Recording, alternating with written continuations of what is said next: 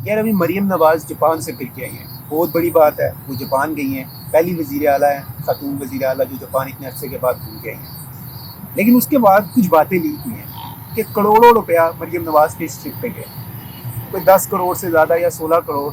कुछ इस तरह के पैसे सुनने में आया है कि मरीम नवाज़ के ट्रिप के ऊपर इस्तेमाल हुए। यार मुझे इस चीज़ का दुख है और मेरा अपने बड़ों से ये सवाल है,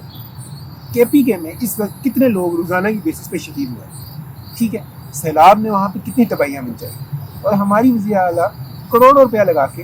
अपने दोस्तों के साथ अपनी फैमिली के साथ जापान में घूमने गई हुई है। यार ये बड़ी दुख की बात है।